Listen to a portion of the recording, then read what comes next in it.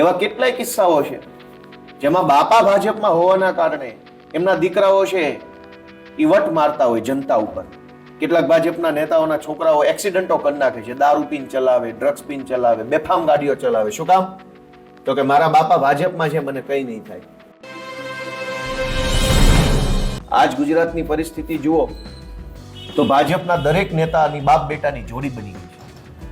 નેતા ભાજપ પાર્ટીમાં રહી અને 2 નંબરના ધંધા કરે ને દીકરો અલગ 2 નંબરના ધંધા કરે. ભૂતકાળમાં તમે જોયું હશે કે અનેક ભાજપના નેતાઓના દીકરાઓ અનેક પ્રકારના ક્રાઇમમાં પકડાયા. કોઈ મનરેગામાં પકડાયું, કોઈ ડ્રગ્સ વેચતા પકડાયું, કોઈ દારૂમાં પકડાયું, કોઈ સરકારી કોન્ટ્રાક્ટોની અંદર કટકી કરતા પકડાયું, કોઈ તોડબાજી કરતા પકડાયું, કોઈ મારામારી કરતા પકડાયું. તો ભાજપના નેતાઓની દાદાગીરી અલગ, એમના દીકરાઓની દાદાગીરી અલગ. એટલે બાપા ભાજપમાં અને દીકરો ભાજપમાં અને બાપ બેટાની જોડી મળી અને અલગ અલગ વિસ્તારોની અંદર ગુજરાતની જનતાની અંદર જનતાનું શોષણ કરવામાં આવી રહ્યું છે, દાબ દબાણ કરવામાં આવી રહ્યું છે. એવા કેટલાય કિસ્સાઓ છે જેમાં બાપા ભાજપમાં હોવાના કારણે એમના દીકરાઓ છે એ વટ મારતા હોય જનતા ઉપર. કેટલાક ભાજપના નેતાઓના છોકરાઓ એક્સિડન્ટો કરી નાખે છે, દારૂ પીને ચલાવે, ડ્રગ્સ પીને ચલાવે, બેફામ ગાડીઓ ચલાવે. શું કામ? તો કે મારા બાપા ભાજપમાં છે, મને કઈ નહીં થાય. તો બાપ અને બેટાની જોડી ગુજરાતને બરબાદ કરી રહી છે.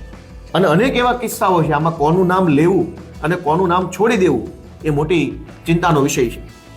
દરેક જગ્યાએ ભાજપના નેતાઓની બાપ બેટાની જોડીથી ગુજરાતની જનતા પરેશાન છે. ગામડા લેવલથી લઈ અને રાજ્ય સરકાર લેવલ સુધી આ ઘટનાક્રમ ચાલી રહ્યો છે. ત્યારે આમ આદમી પાર્ટી દ્વારા એવું નક્કી કરવામાં આવ્યું છે કે નહીં બેટાનું નહીં બાપનું, ગુજરાત હવે હશે આપનું.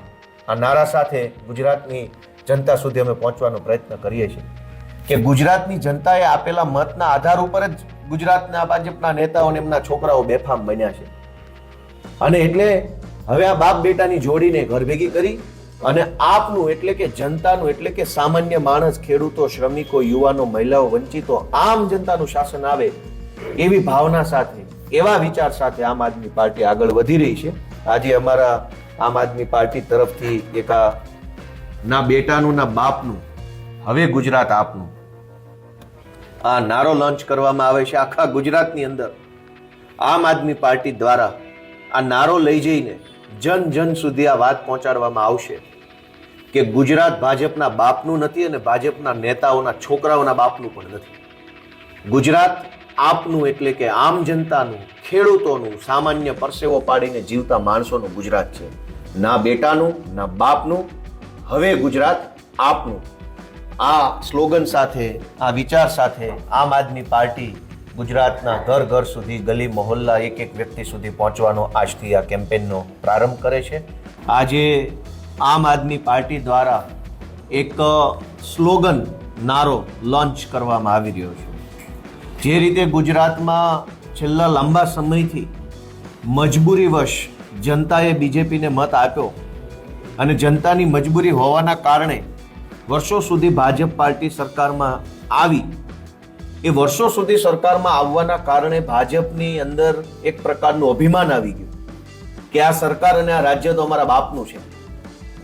જોકે લોકશાહી વ્યવસ્થામાં હંમેશા અંતિમ સત્તા ભારતના સંવિધાનમાં લખ્યા પ્રમાણે જનતાના હાથમાં હોય છે. જનતા જ બાપ હોય છે. જનતાથી મોટું કોઈ શાસક, કોઈ સરકાર, કોઈ સત્તા પાર્ટી હોતી નથી.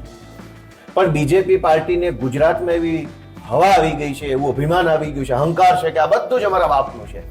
અમે જે ધારીએ તે કરીએ, અમારા ભાજપવાળાના મનમાં આવે એવું કરીએ, ભાજપવાળાને જે ઈચ્છા પડે એમ જનતા સાથે વર્તન વ્યવહાર કરીએ. અને એના અનેક દાખલાઓ છે કે જ્યાં ભાજપના નેતાને જે જમીનની જરૂર પડે ત્યાં રાતોરાત બુલડોઝરો ચલાવી દેવામાં આવે. જે જગ્યાએ ભાજપના માણસોએ ધંધો કરવો હોય ત્યાં ગરીબ માણસોના ધંધા બરબાદ કરી નાખવામાં આવે. ભાજપના માણસો એવું સમજે છે કે આ બધું જ એમના પિતાશ્રીનું એટલે કે ગુજરાતીમાં બાપનું સમજે છે. પણ એવું હોય નહીં. લોકશાહી વ્યવસ્થા છે, અહીંયા કોઈના બાપનું કંઈ ના હોય, બધું જનતાનું હોય, યા તો સરકારનું હોય. અને એટલે આમ આદમી પાર્ટીએ નક્કી કર્યું છે કે ગુજરાતની જનતા સુધી અમે એક સંદેશ પહોંચાડવા માંગીએ છીએ કે આ ગુજરાત કોનું છે? ગુજરાત છે આમ જનતાનું. ગુજરાતના કરોડો મહેનતુ પરસેવો પાડીને જીવતા લોકોનું, ગુજરાતના ખેડૂતોનું, શ્રમિકોનું, ગુજરાતના યુવાનોનું ગુજરાત છે. ભાજપવાળાનું નથી.